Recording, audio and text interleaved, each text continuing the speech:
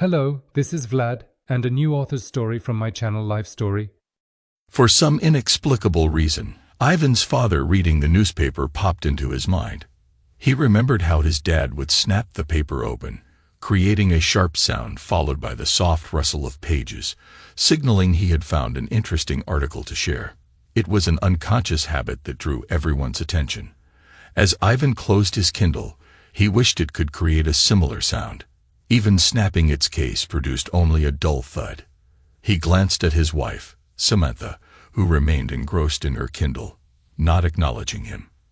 After a loud sigh and receiving no response, he announced he was going for a drive. Samantha, deep into a historical novel about Mary, Queen of Scots, didn't reply. Ivan settled into his old sit-in, unsure where to go, and stared at the garage door through the rain on his windshield.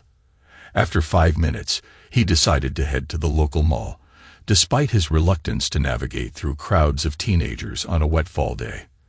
The traffic was heavy, and it felt like everyone had forgotten how to drive in the rain.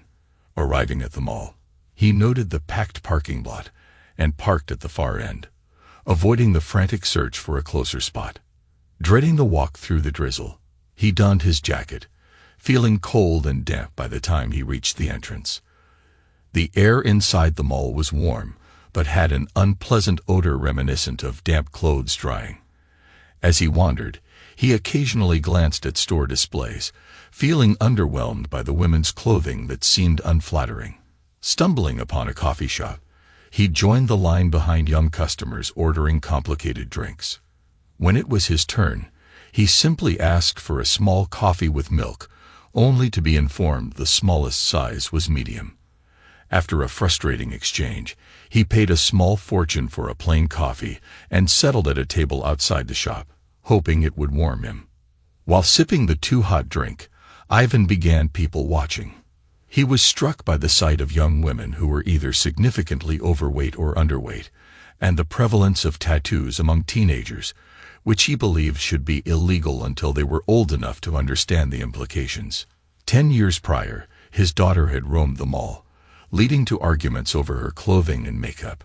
He recalled the importance she placed on how others perceived her, knowing the teenage drama would eventually pass. As he observed the girls, he contemplated the challenges their parents faced, aware that one day these girls would grow into women and forge their own paths in life. He looked at the women who were closer to his age, late 40s. It was depressing to think that these were the same women who had been so vibrant, sexy, and alive just 20 years earlier. It was as if they had given up on being attractive. Short hair, no makeup, loose shirts, and stretch pants that left nothing to the imagination. Unfortunately, his wife had adopted the same fashions. He sipped his coffee. It had cooled enough to be drinkable, while he'd been watching people walk by. The women weren't the only ones who had forgotten how to look good. The men were overweight as well, wearing wrinkled pants with loose shirts that hid their substantial guts. He looked down and sighed. He wasn't ready to be on the cover of GQ magazine himself. He had never thought about how much life inside the house had revolved around the children until after they were gone. The conversations had all focused on what the kids were doing right or wrong, their plans, their dreams, and just the general drama of being young and exploring the world for the first time. His wife had planned all activities around the kids. Without them at home, there was nothing to talk about. His daughter, Molly, had moved out of the house 4 months ago. That had been a big deal, encompassing 3 months of talking about it, weeks of apartment hunting, and more weeks of shopping. His wife had been in the middle of it all, buying housewarming presents, both practical and impractical. Ivan was surprised to learn that his daughter's move had cost him as much as 3 months' rent had cost her. He wasn't upset about the money. After all, he had slipped her some cash to help out with bills until she figured out how much living on her own would cost. It hadn't been the same when his son, Kevin, had moved out of the house. He, his wife, and Kevin had gone to Wally World one afternoon and purchased everything the boy needed for his place. The next day, Kevin had moved into his apartment. And that was that. The noise level in the house dropped a little, but not much, as Molly had been more socially involved than Kevin. Now, with both kids gone, the house had turned into a mausoleum. No one came running and shouting about good news or disasters. The incessant music blaring from one bedroom was gone. The telephone, ringing at all hours of the day or night, had stilled. To be honest, he had appreciated the peace and quiet for the first month or so. It was nice to sit down and watch an entire movie without interruption. He had enjoyed reading a book in a tranquil environment. He appreciated being able to have a drink at night without fear that he'd be called away for some reason. Planning things without the kids' schedules was refreshing. But then the quiet began to eat at him. He couldn't understand what the problem was. Something was missing, something very important, and he didn't know what it was. A sense of unease gnawed at him, making his temper short. Sighing, he realized that he was getting old. It had crept up on him without him being aware. Yesterday, he thought of himself as in his 20s. Today, he felt 80. He was becoming the grumpy old man who looked at everything around himself and found that he didn't like it. Ivan finished his coffee and tossed the cup toward a nearby trash can. It hit the edge, but it went in. He raised a fist in a little sign of glory. It was the first little spark of pleasure in his whole day. Continuing his little tour through the mall, he stopped in a small electronics store. It had the usual selection of computers, cell phones, electronic accessories, televisions, and stereos. He paused in front of the stereo systems. There were only 4 different styles of stereos on display. He picked the smallest and least expensive one, thinking that he could get a little music to chase away that depressing silence in the house. Maybe if it wasn't so quiet, he might get rid of that uneasy feeling. Although there was a worm of doubt that it wouldn't be that easy. It didn't take long for him to discover that lugging even a small stereo system around the mall wasn't the most pleasant activity in the world. The box was bulky, and there just wasn't a good way to hold it. Carrying the plastic bag in the normal manner had the box hitting his knee with each step. Slinging the plastic bag over his shoulder caused the plastic to cramp his fingers. He took his purchase out to his car, getting soaked again from the continuing drizzle. He looked at the entrance to the car, getting soaked again from the continuing drizzle. He looked at the entrance to the mall, and didn't feel like taking that hike again. He spent some time in the car waiting for it to warm up before driving off. Actually, he was waiting to warm himself up before driving off. There wasn't much traffic on the road leading away from the mall. He still didn't have a real destination in mind, so he just kept driving. A long drive in the countryside would have been ideal if it had been a nicer day, but he couldn't see that it would be fun trying to make out the landscapes through the drizzle. Driving around in the city traffic wasn't all that much fun, either. He was still trying to come up with a destination when he passed a small grocery store, set a little back from the side of the road. His stomach growled, reminding him that it was well after lunchtime, and he hadn't eaten since breakfast.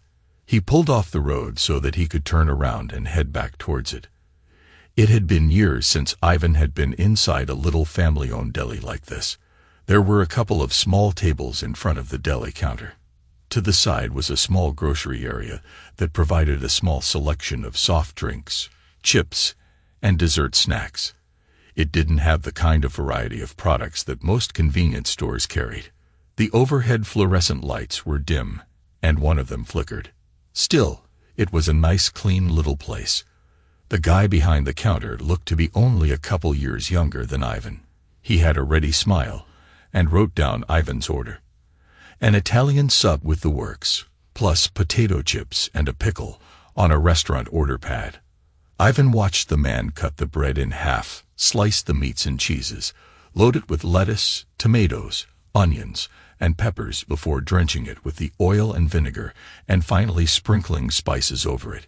He put the sandwich on a plate with a handful of chips and laid a pickle beside the sandwich. It looked delicious. Ivan grabbed a soda from one of the coolers and paid for his lunch. It had been years since he had eaten from one of the coolers and paid for his lunch. It had been years since he had eaten a sandwich made like that. He had gotten the full size, only thinking after the fact that he should have gotten the half. The sandwich was more food than he normally ate for lunch. He carried his plate and drink over to one of the tables. It wobbled when he set the plate on it. So he tried one of the other tables. It was solid. "I've been meaning to fix that table," the man behind the counter said. "What's the problem?" "Parts. I can't get the little foot that screws into the bottom to level it." "That's not a problem. You get a good long bolt that's the right diameter, and if you can't find one with the right thread, tap the holder to fit it. It won't be pretty, but it'll keep the table from wobbling," Ivan said. To keep the head of the bolt from scratching the floor, he recommended using the plastic top from a soda bottle as a cap on the bolt. No one ever looked under the table to see what made it stable. They only looked when it wobbled. "I don't have the tools for that," the man said. "I bet you've got a lot of construction crews that pick up lunches here. I'm sure one of the guys has the parts and the tools in the back of his truck. Offer him a sandwich if he'll fix it for you," Ivan said. "You seem to know how to do these things. Could you do it?" "Actually, I'd probably hurt myself if I tried. I'm not all that good with tools." "What do you do for a living?" "I manage properties for people who are too busy to manage them themselves," Ivan answered. Gesturing to the table, he added, "I run into a lot of nuisance stuff like that table over there. It costs too much to replace, but you can't get the correct parts to fix it properly. I've got a fellow that I use who is a shade tree mechanic at heart. Ernest can patch up most things like that in a minute. I'd say he's a handy fellow to have around." "I'm not all that mechanically inclined," the man said. "I could send him around here. I'm sure that in less than an hour, he'd have that table fixed, the fluorescent light replaced, and the cooler over there leveled." "How much would that cost?" "You'd have to work that out with him," Ivan said. "If you could send him over here one afternoon, I'd be most appreciative," the man said. Ivan said, "I'll do that. I figure this a win-win situation. You need stuff fixed, and he needs a little work." Ivan took a bite out of his sandwich. It tasted as good as it looked. The crust of the bread had just the right amount of hardness, while the interior of the bun had a great texture. The ingredients were fresh and flavorful. The vinegar and oil had covered the lettuce, tomatoes, and onions without soaking into the bun. He was definitely going to come back here. He ate his sandwich watching the owner at work. A few customers came in and purchased sodas and snacks from the market side of the store. It wasn't very busy, not like a corner convenience store. He imagined the guy had plenty of business around lunchtime, particularly during the work week. Between customers, the man spent his time cleaning up the place. It wasn't an overt kind of scrubbing, but an easy wipe of his washcloth, here and there, while he did other things. There was no buildup of dirt or grim anywhere that required a rigorous application of elbow grease to remove it. Watching him at work, it was obvious that the man took more than a bit of pride in ownership. Ivan finished the sandwich, surprised that he had managed to eat it all, and sat back with a satisfied groan. "That was good. Thank you. It's pretty hard to go wrong with an Italian sub. I've gone to that big chain, and I'm often disappointed." "That's a chain. You've got to expect that." "I guess so. How long have you owned this place?" "My dad opened this place when I was a little kid. I took it over when he retired it's 8 years ago." "Wow. You don't see many businesses getting handed down father to son like that anymore," Ivan said. "Dad had dreams of me going off to college and becoming an engineer. I think he was kind of disappointed that I wanted to work with him." "Why would he be disappointed?"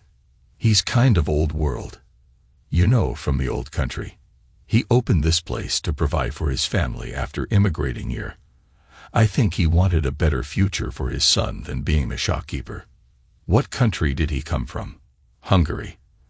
He got out after the Russians invaded Budapest back in 1956. My dad really hated the Russians and communism. He was one of the students who had been protesting communism and helped bring down the government in the revolution." "What's that?" Ivan asked. A pedophile circle was what they called a group of students who would meet regularly to discuss politics, In particular, they were incensed by the creation of the Warsaw Pact, which basically annexed Poland and the Eastern European countries as satellite countries to the Soviet Union. Those circles formed the core of the protesters who marched on Parliament and ultimately brought down the government of Rákosi. I don't know much about that time in history, Ivan said. It was a big deal in its day, Ivan said. I can imagine. By the way, my name is Ivan. I'm Ingo. Ingo. That's an unusual name. My dad named me after Ingo Nagy. He was prime minister of the provisional government that was established after the fall of the Soviet-backed government. He was kind of a moderate and respected by just about everyone. My dad was one of those who felt that Nagy hadn't gone far enough when setting up the provisional government, but appreciated that he had taken it in the right direction. Nagy was moving the country towards a multi-party political system and announced that Hungary had withdrawn from the Warsaw Pact. It was a move that cost him his life through an act of treachery. Nagy was killed by the Soviets after they invaded Hungary. They promised him safe passage and then didn't let him pass. Sounds like he was a brave man, Ivan said. I don't know. My dad spoke well of the man, but he didn't know him. Ivan and Ingo talked about history between the infrequent customers. Ivan ended up spending an hour just talking. It was a very pleasant time. It wasn't until Ivan was driving home that he realized he was feeling pretty good. That sense of unease had backed off a bit. He didn't know what to make of it, but he liked how he was feeling. Ingo had been an interesting person, and it had been a nice little chat. It had killed an hour and a half of what had been a long and boring Saturday. He returned to the house, forgetting that he had purchased the stereo system. He left it in the car. He stopped in the living room to let Samantha know that he had returned. Looking as if she hadn't moved an inch from when he had left earlier, Samantha was still reading her book on her Kindle. She didn't bother to look up when he entered the room. I'm back. Samantha tore her eyes away from her book. Oh, you're back. That's what I just said. There's sandwich makings in the kitchen, in case you're hungry. I ate. Already, Ivan said. That's nice. She returned to her book. Ivan stood there, looking at her, while she appeared to be oblivious to his presence. This awkward exchange had basically summed up their relationship. Ivan wandered through the house looking for something to do. The quiet in the house was almost oppressive. Perhaps it was the thin layer of dust that dampened the noise. Even the little sounds that a house makes, the fan of the heater, the low mumble of the refrigerator, and the moans and groans of the house settling, sounded muted. There wasn't the drip, drip, drip of a leaky faucet as he had Ernest fix that months ago. It took about 5 minutes to remember that he had a stereo system in the car. He hauled it in and went through the process of setting it up. The first thing he did while unpacking the stereo was to set the directions aside where they could be safely ignored. Of course, the instructions were unnecessary, and considering how small the print was, unreadable. All he had to do was plug in the speakers and then plug the stereo into the wall socket. The total time required was less than it took to retrieve the box from the car. He turned on the stereo and found a classic rock station, a slight adjustment to the volume, and music filled the room. At least the oppressive silence was gone. Is Molly home? Samantha asked from behind him. No. Oh, I heard the music, and she's not here, Ivan said. Okay, Samantha said. She returned to the living room. Ivan watched her walk off, puzzled by her behavior. That uneasy feeling returned full force. He didn't know what to make of it. He shrugged it off and went over to the computer. He spent the next hour reading what he could about the Soviet invasion of Hungary. It was kind of interesting how few names were mentioned. It was as if people like Ingo's father didn't really contribute to what was an historic event. A few leaders within the interim government were mentioned, but that was about it. He did read a bit about Ingo Nagy. His cell phone rang. A coffee shop in one of the office buildings he managed had a water leak. According to the caller, water had spread into an adjacent office and through the building lobby. The water had been turned off, but he was needed down at the building to decide what to do about the damage. Samantha, I'm reading. The Herald building has a water leak. I've got to check it out, Ivan said while patting his pockets to make sure that he had everything he needed. I'll save dinner for you. Thanks, Ivan said, facing what felt like a never-ending drizzle. Ivan drove off to the office building with his thoughts on what kind of mess he would find once he arrived. His imagination didn't do justice to it. The pipe had sprung a leak the previous evening and had been dumping water onto the floor for nearly 18 hours. It was so bad that water had been running out the front door of the building. In the drizzle, the trickle of water under the door wasn't even noticeable. He spent time on site with the phone to his ear. First, he contacted a water damage company to come out to deal with the water. It was necessary to get the water removed before it caused more problems. The last thing he wanted was mold and mildew. Fixing that would cost a fortune. He knew the folks would show up with the equipment to get up as much water as possible, and then dryers would be used to get rid of the dampness. They'd be pulling water out of the place for the next 48 hours based on how much was there. After he had arranged for the water damage company to come, he called in a plumber to take care of the water leak. The water had been shut off, but an office building could not run without water. The owner of the coffee shop would want to open Monday morning, and that wouldn't happen without water. He then called the owners of the businesses on the first floor and requested them to come out to assess the damage to their businesses. For the next couple hours, he was dealing with angry and upset businessmen. In the midst of all of that, he spent a great deal of time dealing with the insurance company. It was not a very pleasant afternoon and evening. It was well after 10 at night before he was able to head home. He passed a restaurant on the way home. He considered pulling in for a meal, then remembered that Samantha had promised to leave something for him to eat. Pulling into the driveway, he could see that the house was dark. He knew it meant that his wife had already gone to bed. She'd been getting up late and going to bed early a lot lately. He entered and went into the kitchen to discover a plate full of some kind of casserole on the counter. He poked at it, trying to figure it out before deciding it was some kind of beef and noodle dish. He looked at the unappetizing meal, wishing that he had given in to the impulse to stop somewhere on the way home for something a little better. It was too late now. He popped it into the microwave and waited for it to heat. He sat on the bar stool at the kitchen counter and ate his dinner. It was a rather bland meal, but filling. There had been a lot of it on the plate. He ate as much as he could. He still left a lot on the plate. He emptied the leftovers into the trash can and rinsed off the plate. He didn't know if she had run the dishwasher, so he left it in the sink. After all of the hassles of dealing with the water leak, he wanted to relax a bit before heading to bed.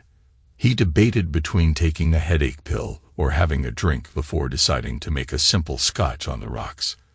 Carrying his drink, he went into the living room and sat down in a chair. The house was quiet, oppressively so. He sipped his drinking thinking about his day. The trip to the mall wasn't exactly how he wanted to spend a Saturday morning. The lunchtime conversation with Ingo had been fascinating, but the guy was just a person he had met. Although the water leak had consumed a lot of his time, it was work and not relaxing. All in all, it was a pretty bad day.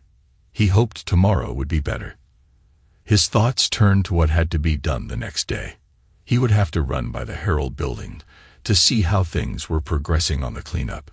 He wasn't looking forward to Monday morning when all of the people working in the building would come to work to find everything was a mess. He was left with a sense of unease, as if something in his world wasn't right. He couldn't place his finger on it, but something, some horrible thing, was niggling at the back of his mind. He finished his drink and sat there staring off into space. He fell asleep in the chair, woke around 3 in the morning, and made his way to bed.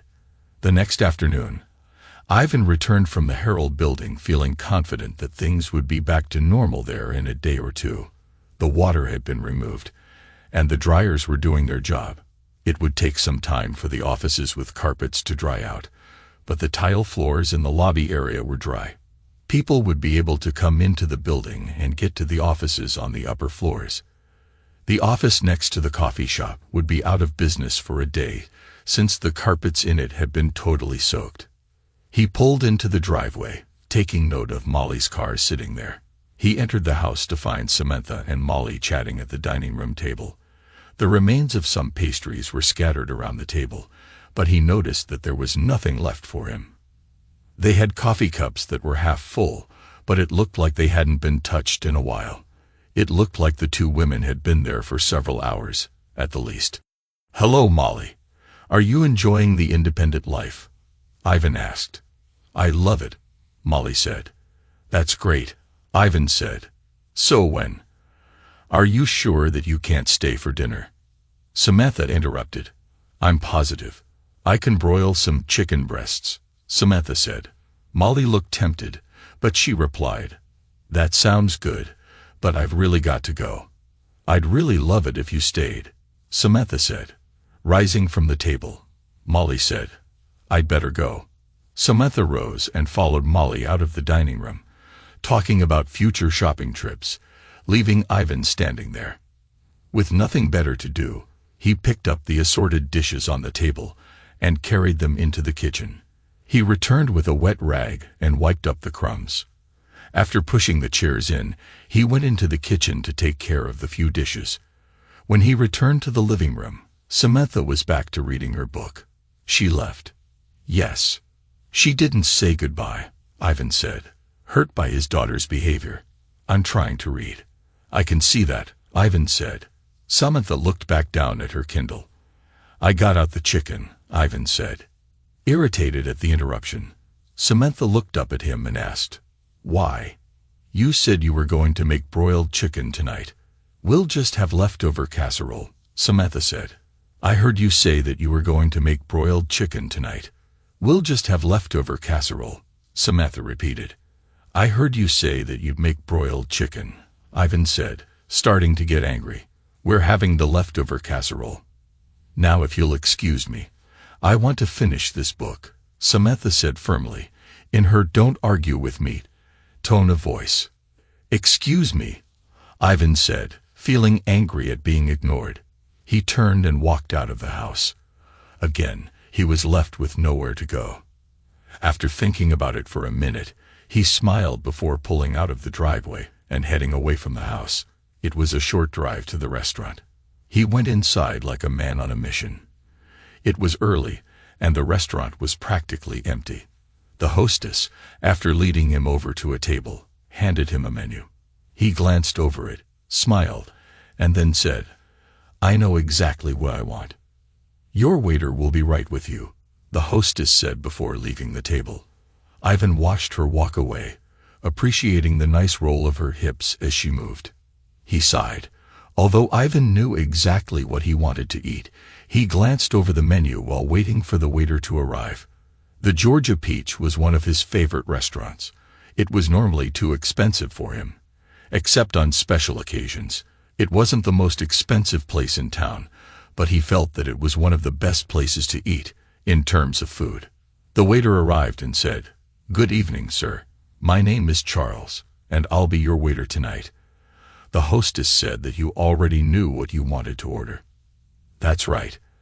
I'll have the broiled chicken with garlic sauce and a glass of the house chapless," Ivan answered. He had selected the only broiled chicken dish on the menu. It came with herb potatoes and steamed green beans.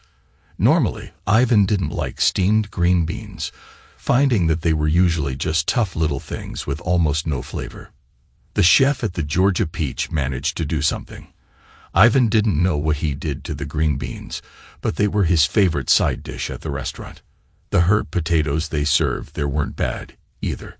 "Would you prefer the garden salad or the spinach salad?" "The spinach salad," Ivan said. "Would you care for an hors d'oeuvre?" "No, thank you." Ivan handed the menu to the waiter. "I'll be right back with your wine, sir." "Thank you." It wasn't long before his meal started to arrive. Ivan proceeded to enjoy every bite of food. The wine, he had 2 glasses, was excellent. The hot bread, slathered with a thick coat of soft butter, melted in his mouth. The spinach in the salad had to be the most tender leaves of spinach he had ever tasted. The dressing, he didn't know what kind it was, had a delightful citrus flavor to it. The main dish surpassed his expectations. For dessert, he had coffee and a slice of chocolate cheesecake. After he had finished eating, he relaxed, sipping his coffee and looking around at the others enjoying their meals. He watched a young couple, clearly in love, eating their meal. They were so lost in looking at each other that he doubted they even knew what they were eating. He remembered when he and Samantha were like that. They had been seniors in college when they had met and began the process of falling in love while taking an anthropology class. He was a business major, taking the course as a general elective, and she was a history major taking it as a required course. Her father often joked that there were no jobs for historians and that she was actually working on what he called a master's degree rather than a baccalaureate of arts degree. Her father had an odd sense of humor that Ivan had slowly learned to appreciate. Being college students, money for dates had been a problem, but it wasn't insurmountable. The early dates had them attending university events, with them going to movie presentations on campus, special lectures hosted by various departments, and other campus-based activities. They studied side by side in the library, ate together in the cafeteria, and necked in little isolated corners of the campus. It really didn't matter what they did, they only had eyes for each other. It was a time of excitement, in which they nervously expanded the boundaries of their budding relationship and explored their sexuality. By the time they graduated, they were in love, and a few months later they were married. Ivan glanced back at the loving couple sharing their meal, and then at the empty chair across the table. Understanding of what had been eating at him crashed down upon him. He now knew what had been bothering him. It wasn't that the house was too quiet. It was that the house was too empty. With the children gone, all emotions seemed to have evaporated. He wondered what had happened to the couple he and his wife had once been. Is this a midlife crisis? He wondered. The idea of going out and buying a sports car wasn't all that attractive to him. He hadn't ever been out cruising for a mistress. That didn't mean that he didn't check out the women, just that the thought of pursuing one had never crossed his mind. He was married to Samantha, and hadn't seen any reason to chase after women. All of a sudden, he felt trapped in an empty marriage. What unnerved him in pursuing that thought was that he suddenly had a reason to chase after women. He nearly spilled his coffee when that thought crossed his mind. The waiter brought the bill over to the table. Ivan paid it without really looking at the amount. If asked later, he would have had no idea how much he had spent on the meal. His mind was on other, more important matters. Ivan drove towards his house. He didn't drive directly home, but stopped along the way at little stores to make a few purchases. Feeling a slight headache, he stopped at a pharmacy and bought a bottle of aspirin. Noticing that his gas tank was nearly half empty, he stopped at the gas station and put 8 gallons of gasoline in his car. His mouth was a little dry, so he stopped at a convenience store and bought a cup of coffee. It was only when he was pulling into a second convenience store to buy a newspaper that he realized what he was doing. He was avoiding going home. He entered the house and made his way into the kitchen. It appeared that his wife hadn't been in there. The chicken he had set out to thaw was still on the counter. The dirty dishes he had stacked in the sink hadn't been put in the dishwasher. He wondered if she had waited for him or hadn't gotten around to making dinner. He wondered if she had even noticed if he had left the house. He went into the living room. Samantha was still seated where she had been when he had left. Her eyes were still glued to the Kindle. Samantha. She looked up and said, "I'll reheat the casserole after I finish this chapter." A sudden rage welled up inside Ivan. He grabbed the Kindle from her hand and threw it like a frisbee.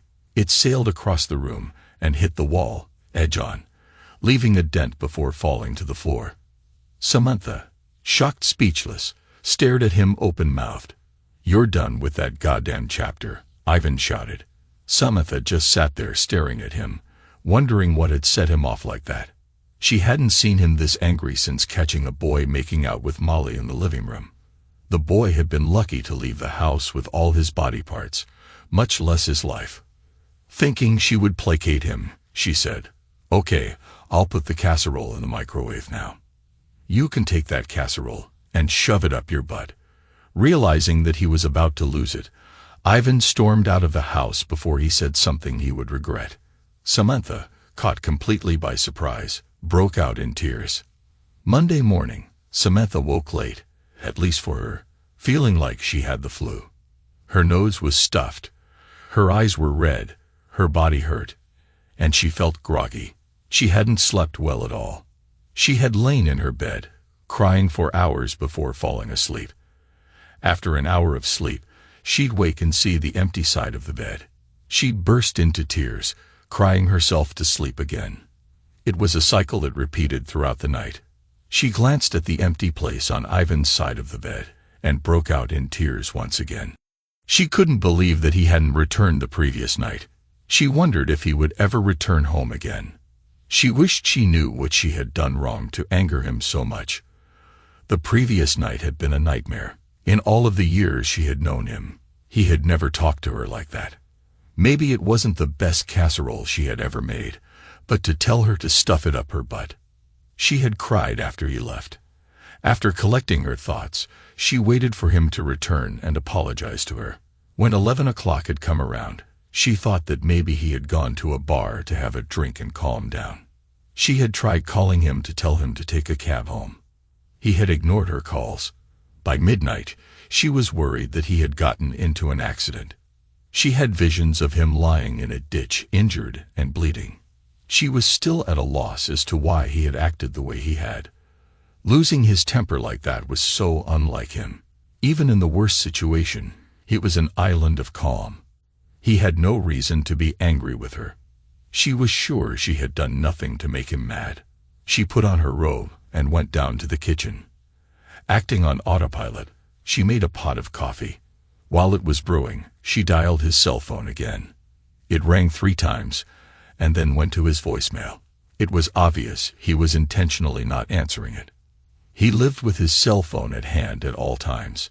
It seldom rang more than once before he was answering it. If he wasn't answering, it was because he didn't want to talk to her. She poured a cup of coffee and went into the living room. The battered Kindle was on the coffee table where she had put it the previous night.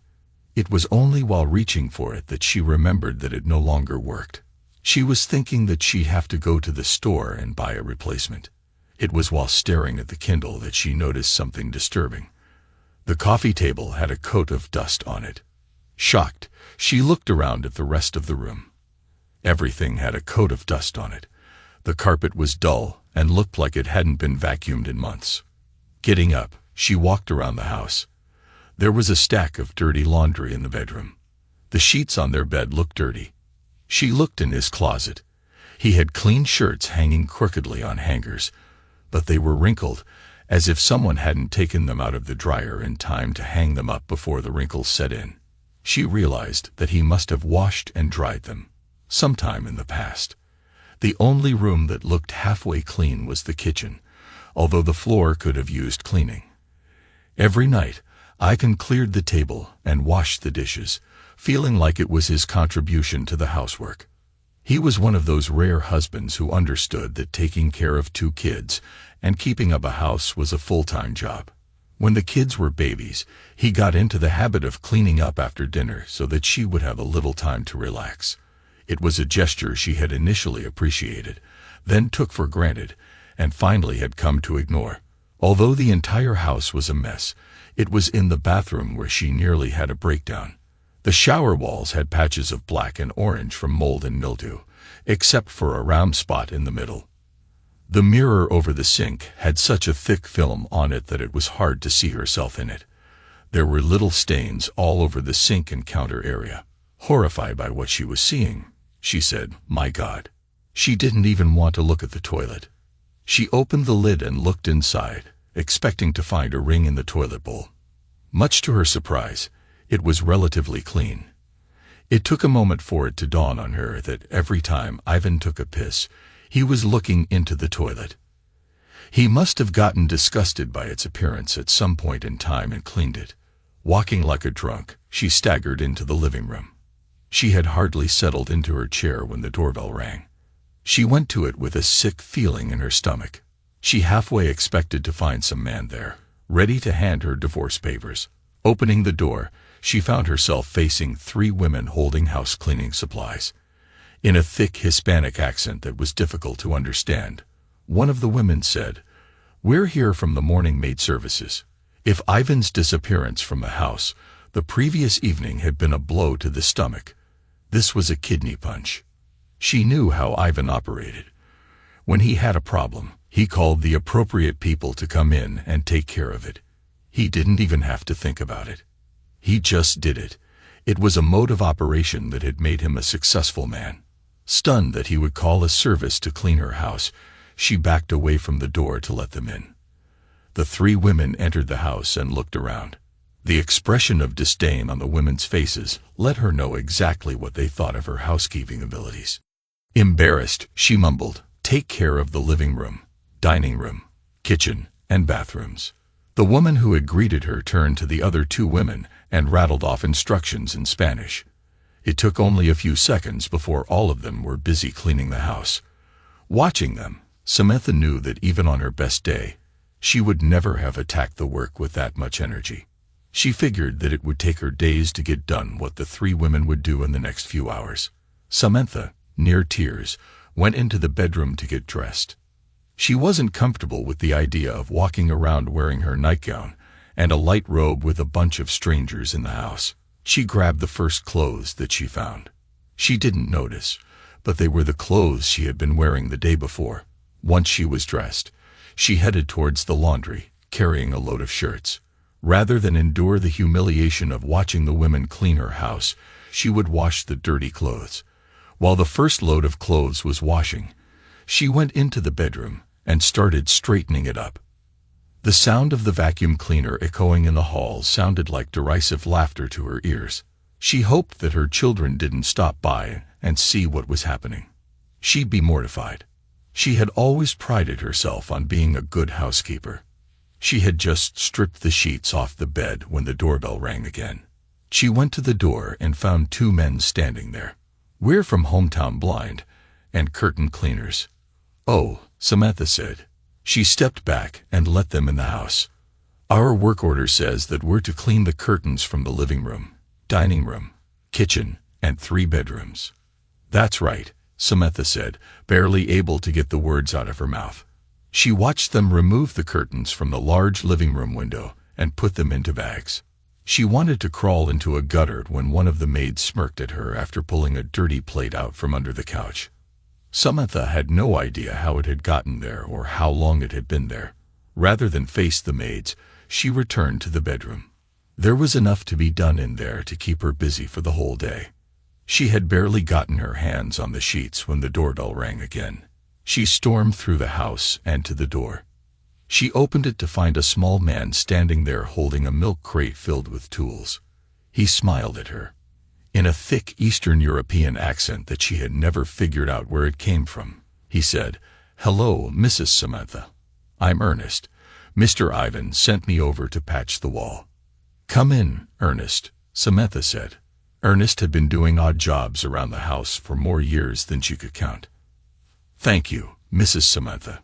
You can just call me Samantha." "Yes, Mrs. Samantha," Ernest said with a smile. She took him into the living room and pointed out where the Kindle had hit the wall. Ernest smiled at her and then went to work. She headed back to the bedroom, knowing that Ernest was one of Ivan's trusted contacts who fixed things that broke. He would show up with his milk crate filled with tools and fix things. She had just gotten the sheets off the bed when there was a knock on the frame of the bedroom door. Irritated at another interruption, she looked over at the man standing there. He shifted uneasily before he said, "I need to get the curtains." "Take them," Samantha said. The man went over to the window and started taking down the curtains. "It's going to be a long day," Samantha said with a sigh. "You're really cleaning up the place," the man said, thinking she was talking about all of the activity taking place in the house. "Yes," Samantha said in a flat voice. "Are you expecting company?" the man asked. "No." "I guess you're selling the house then," the man said. "No," Samantha replied sharply, taken aback by the suggestion. "I didn't mean to suggest anything. We don't do much residential work. When we do, It's usually just before visits from in-laws, weddings, or when someone is selling a house. It's just my husband making a point, Samantha said with a sigh. She glanced at the clock by the bed and saw that it was only 10:30. She wondered who would be showing up next. She had a feeling that by the end of the day, she was going to know exactly why Ivan was so angry at her. She was terrified that her education had only just begun. This is the last of the curtains. We'll be back this afternoon with them cleaned. Thank you, Samantha said. Samantha managed to get the sheets into the washing machine before the doorbell rang again. She came out and answered the door. Hello, I'm Kevin from At Home Meals. At Home Meals? Samantha asked, numbly. We're a catering service.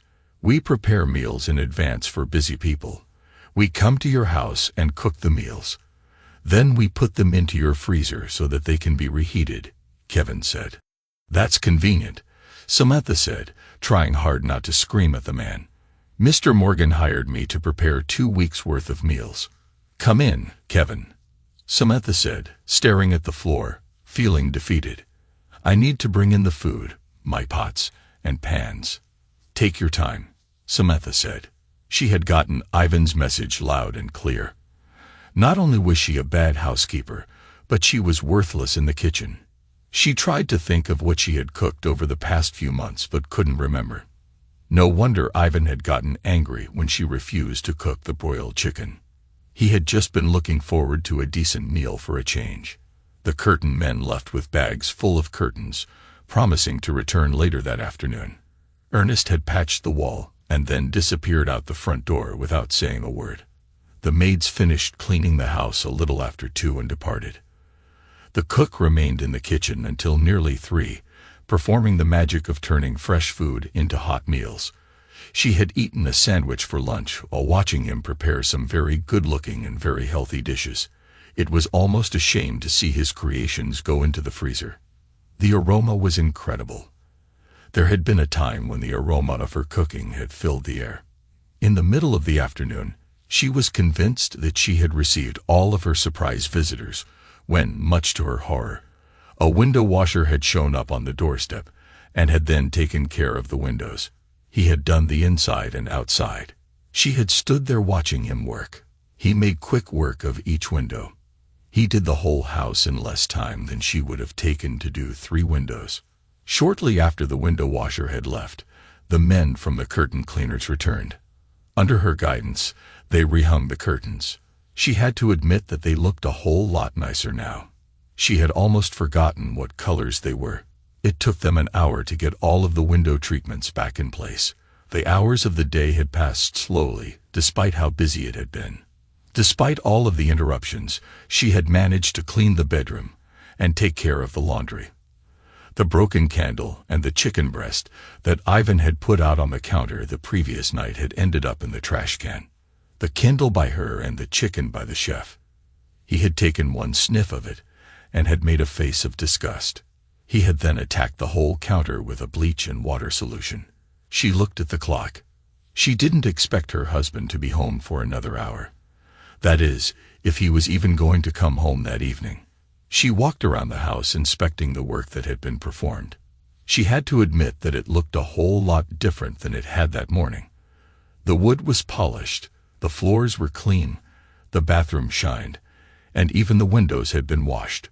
Although the pantry remained empty, the freezer was filled with food. There was a salad with grilled shrimp in the refrigerator for that evening. It had only taken 7 people the whole day to accomplish it. The doorbell rang.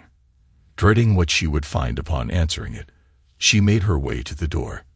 Ivan had enough time to visit a lawyer and file for a divorce. She hoped that she wasn't about to be served with divorce papers. A very young and very attractive woman was standing there. Samantha stared at the woman, thinking she looked vaguely familiar, but she couldn't place where she had met her. The woman looked surprised to see Samantha. After taking a moment to regain her composure, the woman asked, "Is Ivan Morgan here?"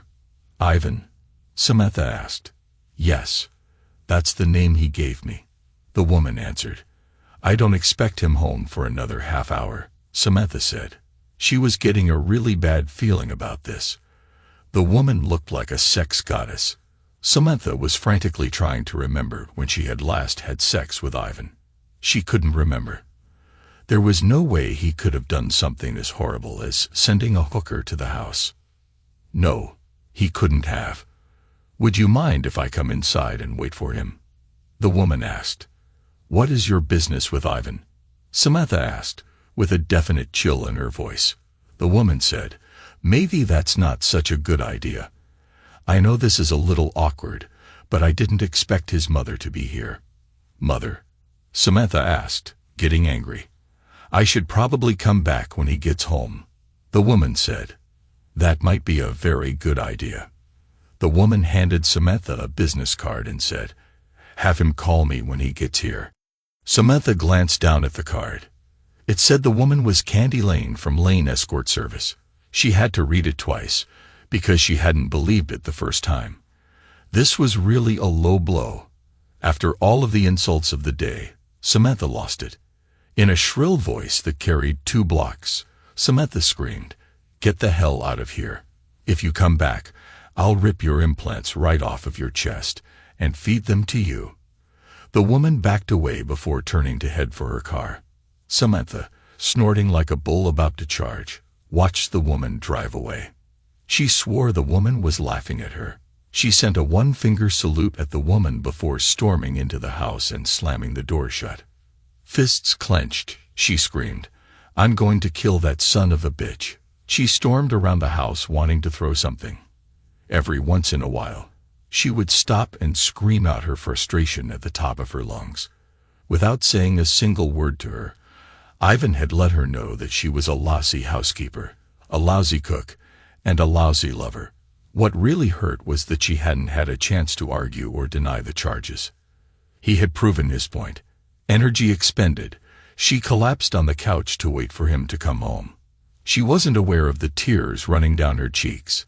Feeling a little calmer, she tried to remember where she had met that woman, but it just wouldn't come to her. She heard the front door open and close. Working up her temper, she waited for him, ready to let him have both barrels. He entered the living room carrying his dry cleaning. She stared at the clothes, feeling her anger slip away from her. Had she sunk so low that he had to run all of the errands as well? Sadly, the answer was in his hand. Feeling defeated, she said, I got the message, loud and clear. I've been a lousy housekeeper, cook, and lover. Ivan asked, do we need to see a marriage counselor? I don't know, Samantha answered. The thought of a marriage counselor had never crossed her mind. Of course, she hadn't thought about the state of their marriage until last night when Ivan had walked out of the house. It wasn't that she believed they had a good marriage. She just hadn't thought about it at all. For years, her energy was directed at raising the kids, and somehow, Ivan had just become an afterthought. With the kids gone, Ivan had remained an afterthought. Let me hang up my dry cleaning, he said, lifting the clothes to emphasize the need to put them away. Go ahead. Would you like me to fix you a drink? Samantha asked. Surprised by the offer, he answered, yes. That would be nice. While he was gone, she made a scotch on the rocks for him, thankful that he was a man of simple tastes. After a couple of minutes, Ivan, having changed out of his clothes, returned to the living room. She handed him the drink. Curiosity forced her to ask, who was she? Who? Ivan asked. Candy Lane. I know her from somewhere. Ivan chuckled, earning a dirty look from his wife. Kathy Longstreet. You know her. She's the manager over at the Millbrook Apartments. I knew I recognized her. Samantha fumed. She knew that he couldn't have chosen a better woman to play the part of an escort.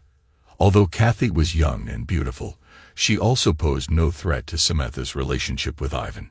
Kathy was not straight and had no interest in men at all. If anyone had to worry about being pursued by Kathy, it was Samantha. I'm sure you would have recognized her girlfriend. Oh God, don't even bring that up, Samantha said with a groan. At the last Christmas party, Kathy's girlfriend had joked several times about taking Samantha to one of the back rooms to teach her love. Samantha had not been amused when the woman had run a hand over her. Embarrassed, Kathy had dragged her drunken lover away from the party after apologizing profusely. Ivan said, "We had a bit of fun coming up with a fake name for her." Not wanting to hear that he had fun planning her humiliation, she asked, "Why don't you enjoy your drink while I get dinner ready?" "Okay," Ivan said before taking the sip of his scotch. He watched her walk into the kitchen. The house was still too quiet, so he turned on the stereo. He searched for a station until he found one that played classical music. He wanted soft background music rather than classic rock. He sat down on the sofa and thought about Samantha's appearance. He had expected her to be a little better dressed, particularly after Kathy's visit. The fact was, she looked horrible, and he knew it was his doing. She looked exhausted. Her face was puffy from crying. She was wearing the same clothes that she had worn the day before. Her hair was a mess. He wondered if she had even brushed it that morning. He knew all about being tired. He had spent a sleepless night in a dump of a motel, wondering how he could fix things at home. He knew that talking wasn't a solution. She was a proud woman and would have been defensive in response to anything he could have said. Nothing would have been accomplished except for hurt feelings after a lot of yelling and screaming, in which each would have said something that couldn't be taken back. It wasn't until the early hours of the morning that he had come up with a plan. After a night of almost no sleep, he'd had a busy day. A good part of the morning was spent putting his plan into action while having to deal with the mess at the Herald building. In addition, he'd had to run by the Millbrook apartments to meet with contractors who were bidding on reshingling the roof of one of the apartment buildings. He took another sip of his drink. Unable to hold it back, he yawned. Lack of sleep, coming down from intense emotions, and the scotch were combining to make him sleepy. "Dinner is ready," Samantha called out, carrying the rest of his drink with him. Ivan went into the dining room. She had put out the nicest table setting they had, for a change. The salad with grilled shrimp looked excellent. There was a glass of orange juice, which he assumed was a screwdriver, at her place setting. They looked across the table at each other, not knowing what to say. Finally, Samantha said, "Bon appetit." "Same to you," Ivan said. They'd both tried the salad. It was as tasty as it had looked. They ate without talking. Ivan didn't know what to say that wouldn't sound like gloating. He couldn't even compliment the quality of the meal. After all, she hadn't made it. Her pride wasn't going to let her praise a total stranger for a meal created in her kitchen. The silence hung in the air. It forced each of them to think about their situation. Ivan had made his point and felt he had to sit back to see if she had gotten it. Samantha had begun to see just how bad things had been for Ivan. After finishing her meal, Samantha grabbed their glasses and went into the kitchen. She returned after a minute with both glasses refilled. Her orange juice looked like it had been diluted with a substantial quantity of vodka. His scotch on the rocks was mostly scotch and very few rocks. While setting his scotch in front of him, she said, "I feel like I'm supposed to drag you off to the bedroom and let you know how much I love you. But I'm really too tired to do that. I know I would just lie there like a rug. To tell the truth, I'm so tired I'm not sure I could perform," Ivan admitted. He definitely was going to have a problem staying awake if he drank that second scotch. The events of the last 24 hours were really beginning to catch up with him. Samantha said, "I think I'll call a marriage counselor tomorrow and set up an appointment. I'm not dealing too well with the kids leaving the house." "I think that is a good idea," Ivan said, pleased that she was making an effort to rebuild the relationship. Samantha said, "Why don't you take your drink into the living room while I clear the table?" "I usually do the dishes," Ivan said. "It's my turn tonight," Samantha said. She didn't need another reminder that she was doing nothing around the house. "Are you sure?" "I'm sure. You've been doing too much of the work around the house lately." Ivan went into the living room and looked at his Kindle. Normally, he'd spend a little time reading a newspaper on it. It was the only way he could keep up with current events. Tonight, he didn't want to touch it, much less read anything on it. In the kitchen, Samantha was rinsing off the dishes and thinking about what had to be done tomorrow. One of the first things she was going to do was go grocery shopping. She had been buying junky, quick-to-fix meals for too long. It wasn't right that they should be eating casseroles from a box, boil-in-a-bag meals, and microwave dinners. It was time that she started cooking real meals again, food that filled the air with an aroma that increased the appetite and made eating a pleasure. The house wasn't the only thing she had let slide. Her appearance had really gone to hell, and she knew it. She was going to hit a beauty parlor and do something with her hair. She decided that she'd get her nails done while she was at it. She'd also get a new dress. There was no reason for her to be walking around looking like Mrs. Disaster Area without any pots or pans to clean. It didn't take long for her to finish the dishes. She joined Ivan in the living room. She noticed the music for the first time. She was about to comment on the music when Ivan said, "I talked to an interesting fellow Saturday." Interesting in what way? His father was a revolutionary in the Hungarian Revolution and had to flee the country when the Russians invaded. He was telling me about some of the stories his father used to tell him. It was really kind of fascinating to listen to him, even though the stories were secondhand. "I never really studied that period in history," Samantha said. "I know. You know, that happened 55 years ago. The folks who participated in it are now in their 70s and 80s. In a few more years, there won't be anyone alive who was involved in that event. I never thought about it that way. Why are you so interested in history all of a sudden?" "It's just that it got me to thinking. You majored in history in school, and you're always reading historical novels. Did you ever consider going back to school and picking up a master's in history?" "Not really. I'm kind of old to be going back to school," Samantha said, surprised by the suggestion. "You're not old." "Thank you, but I'm not a college kid anymore." "Well, you think about it." He hadn't expected her to immediately agree, but at least he would get her to consider the idea. She had spent the last 24 years as a mother and housewife. With the kids moving out of the house, she had, more or less, retired from the full-time job of being a mother.